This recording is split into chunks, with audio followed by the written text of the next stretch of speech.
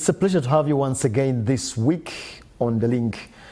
Welcome our dear viewers and those of you looking for information you can use, because that's what we promise to give you here, information you can use and opportunities. And tonight we're going to discuss a pertinent issue for all of you, company, small business, as long as you're in business and you are employing somebody more than yourself. You need to pay attention to this one. Before we do that, we want to thank Airtel Uganda, our sponsors, with Airtel Money, and they bring you the virtual card, or if you want to call it a virtual wallet, which is powered by MasterCard. How it works, instead of having a physical card, if you want to transact internationally across the borders, you just have this wallet on your phone and you can transact out of it. You can transact, it comes from shillings, your normal wallet, to this wallet, and you can use dollars, you can use pounds, whatever international currency you are using. The wallet can be activated to accept it, and therefore you transact out of it. Buying stuff online, for those of you who do movies, but also those of you in business, you want to renew a solution and they're asking you for your card number to pay, you can use this wallet. We thank you, Airtel. My guest tonight is Mr. Moses Waswa, a Director Public Relations. Is a Director Public Relations at the Human Resource Managers Association. So these are the people who manage human resource in companies and institutions, and he's also an inspirational speaker. Moses, welcome. Thank you. Thank you for having me. Diving into our topic tonight, how do I hire the right employee or human resource or worker? It sounds like a basic question, but it can make or break your business. Yeah. So let's start with the first question. How important is having the right, how important is it to have the right employee or human resource for the company? Yeah, thank you very much, first of all, for having me. It's really, really important to have the right employee or the right resources, human resource. Why? Because it's people that run the business. I agree. Okay? And you must then tap into the right talent. The right talent. It's not only just saying that I have, nowadays it's not about the papers. It's not about the degrees, the academics. The academics are important. Yes. But it's not only that that we look at. Yeah. Employers must look at the attitude behind this person. Are they really willing to work? Can they really be married to the strategy of the organization? Because at the end of the day, the employers must look at also what their strategy looks like. For example, in the next 2 to 5 years, who is going to take them further? You understand? You mean the employee also has their own aspirations? Of course. Yeah, employees have their own aspirations, and if their aspirations do not connect to what their company's strategy is, you're most likely going to hire a person who will stay for 3 months and they'll leave. And remember what we usually say, and human resource managers know this, and CEOs know this, it's more expensive to hire than to groom. But also it's more expensive. Say that again, slowly. It's more? It's more expensive to hire than to groom. Okay. Okay? To groom the talent within. It's more expensive to hire. But where it becomes actually more expensive is if you're not bringing in the right talent. You bring them, they leave. You bring them, they leave. That becomes so expensive in a way that as you try to have some grasp on your strategy, you're delivering, your customers, the market is now starting to understand then your person leaves. What does that mean? You are losing the value that you had built. And Moses, sometimes people may be thinking maybe big companies. Let's go down to, I have a supermarket, a grocery shop, and I have, let's say, 5 guys who help me work in the supermarket. Please use that example to understand why is it important to keep these guys longer? There's so many factors really to consider, because small businesses are really struggling, and one of the biggest pain is to keep talent. It's the biggest pain. Small restaurants, small shops, small supermarkets. Yeah. One of the biggest challenges is to keep talent. Why? Because they find that they probably cannot afford the salaries that these people are expecting. Yeah.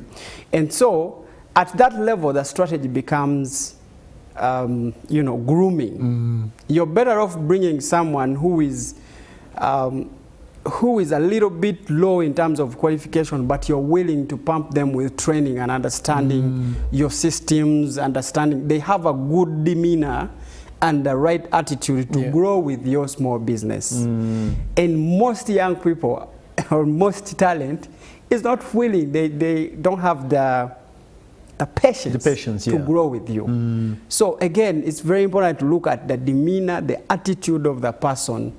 And because not everyone has the skill of hiring, you find that most of those small businesses are hiring like 5 times in a year for the same position. We turn over. Let's go to that because you are touching it a little bit. We move. So how do I go about it? You are talking about grooming, looking out for demeanor. What do you mean, Moses? Look for attitude. The guy has come to me. How do I know? How do I go about establishing this individual that they can work for me despite their qualifications? So the biggest challenge, actually, one of the challenges that most small business owners have, especially in Uganda, is if you have a business, then maybe when you're hanging out with friends and they're like, oh my God, oh Samuel, I know you have a company. I have someone I know, they are seated at home, or my daughter.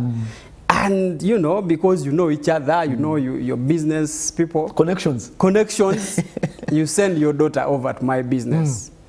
But, knowing you does not mean that this daughter of yours has the right attitude to actually settle in my business.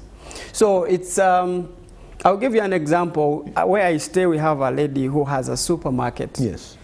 And I usually look at the girls that she brings in this supermarket. And because I'm also a recruiter, I look at what the demeanor that these girls have. It means that she takes her time.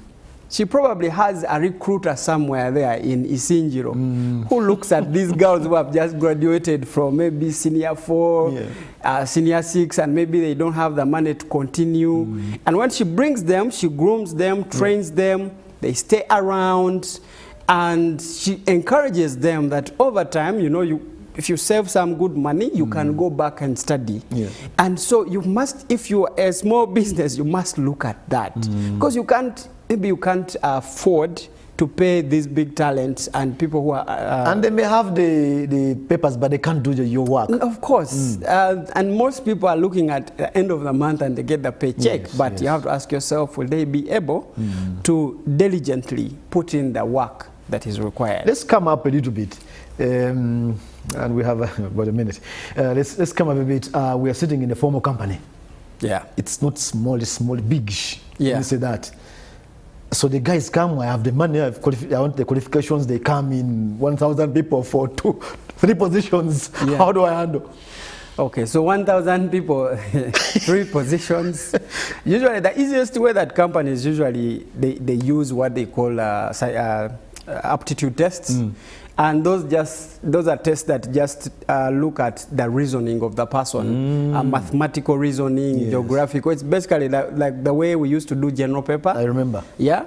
So that aptitude test tests people the reasoning capacity. Okay. So you will chop so many people. So you go on, increasing the difficulty. Like how we used to play video games, level 1, level 2. So keep chopping. Absolutely. Until when you have the number that you can have physical interviews with, or from the aptitude you can actually do the technical tests. So that means my aptitude test has to be good. Yeah. Who makes aptitude tests if I want one? You guys? So nowadays everything has gone, you know, AI, everything has gone digital. You have digital providers of aptitude tests online. Okay. You subscribe, pay some dollars using your Visa card or MasterCard. You know, I had that card you talked using about. Your MasterCard. You know, you talked about the Airtel card. So you just put in the numbers. And you buy the aptitude test, the number that you want, and then you administer. Some of them are administered. For example, I know some companies just administer them online. You just send you a link, and once you start, it starts counting. Within 30 minutes, if you're not done, it closes you out, and you're gone. Okay, Moses, we are going for a short break. We're going to come back with the things to avoid. I know you have touched some of them, but how do I avoid pitfalls to avoid once I'm recruiting? We'll come back after the break.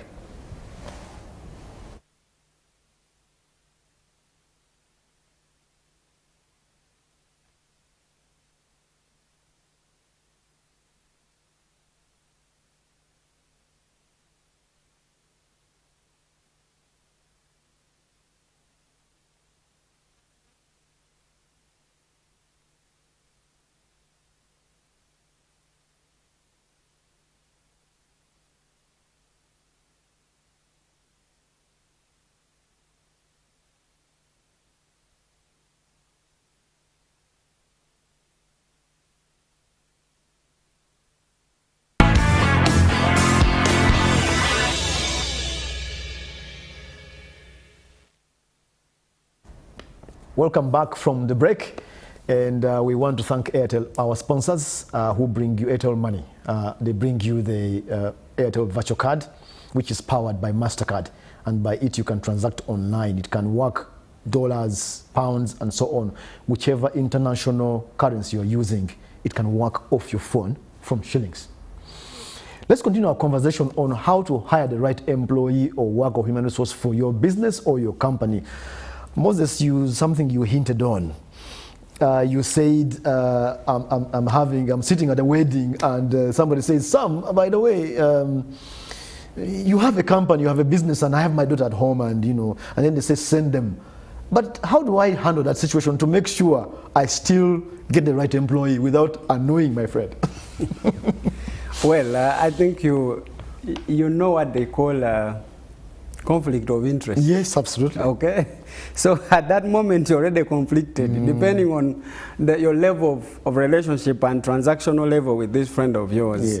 Yes. Sometimes people are conflicted. Even myself, you are conflicted. Human resource managers. I lead, of course, as a director PR at the Human Resource Managers Association of Uganda. Yeah.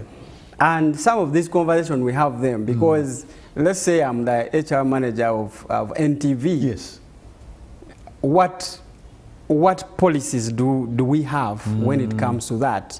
You understand? Yes. When it comes to a big organization, so we talk about the policies. The policies. Okay? But when it comes to small businesses, it has to come down to principles. So whose principles? The owner's principles? Yes. So you as a business owner, what principles do you have? There must be some kind of small charter somewhere. And you're like, when I'm hiring, I'm not hiring from friends, okay? I'll try to be straightforward and tell my friend it's a no-go zone. Yeah. Or if I'm hiring for my friend, my principle is they must go through the right process. They must be interviewed. I agree. And if we find that they are not the right fit, we'll give the right report to my friend. I'll tell them it's not what? I love your daughter, but they don't pass. Yeah. I mean, I love our relationship, but they will not fit. Okay? If something comes up within the line of what we've seen, the skills they have, maybe we'll let you know. Okay. So you must have the principles, because if business is not run on principle, you then continuously bring in the wrong talent. In the name of, we are friends. Okay. We have seen that one pitfall in the opening question of you are bringing in somebody, a relative or friend. What are the other pitfalls I must avoid, either company or small business, to make sure I hire the right people? What are the things to avoid? The first thing, it comes down to the qualifications. Okay. People are funny. They lie a lot. I mean, my people who are probably watching me know this. that there's a lot of verification that you have to do when it comes to verification. Yes. When someone says, I have a digital marketing certificate from Google, there must be a way to verify that. When someone says, I have a master's from Makerere University, there must be a way of doing that. So there's actually companies that help you to do background checks. If you can't afford that, people can do background checks, you can do reference checks. And I know that people on their CVs nowadays put their friends. So, but you must go beyond what someone has put on the CV and do some good background checks. Because at the end of the day, your integrity is at stake. It's very possible to hire someone who came from a different company. You bring them to NTV Uganda, and probably they ran away with a camera where they came from. So it's very, very important to do background checks and reference checks. Okay, those are different. The background checks is where someone, the journey where someone has been, different companies, different places. Some companies go as far as where you stay, your LC. Okay, they come and ask around. Do you know this guy? Do you know this guy? Do you know what does he do? What kind of responsibility? He said he's on the LC committee. Is it true? Due diligence. Yeah, you have to do your due diligence. And then now the reference checks. The reference checks are the people that someone says they have worked with. They know their work ethic. They know their integrity. Can they vouch for them? Okay, sometimes we even don't go with those reference checks. We have actually go to those organizations where someone said they worked. We just go there and ask, how did they behave? How did they do this and that? So it's very important to actually have those things that where you see if there are red flags, you're like, no, this is a no-go. Moses, is there a way to know? Some people are very clever. They come in interview there and they are good at speech. And they dress smartly and they are good at oratory. They have oratory skills and they just wow the committee. Is there a possibility to see through that? How, as an HR, how do you advise? I mean, yes. When there are human resource people, and not only human resource, but we usually tell people that even at managerial level, because this is not work for only human resource managers. We have what we call hiring managers. And hiring managers are usually heads of departments, are usually people with responsibility. So there are some things that come with experience. That when you look at someone and you have conversation with them, depending on what they say, you will know that, no, this person is just so good at talking. There is now that intuition that grows in you as a hiring manager. Okay, as a CEO, as a hiring manager, as a human resource manager. But also we have tools that you can use. For example, psychometric tests. Okay, those can be bought online. And you subject, usually, because there is a cost implication, usually you subject people to like the last 3 to 5 candidates and make sure the shortlist. That shortlist. When you have done the oral interviews and all that, you're like, okay, I feel like these 3 are really good, but let's subject them to psychometric tests. Now those psychometric tests actually they test for very different things: the personality, the leadership. They test for attitude, they test for communication, and they never lie.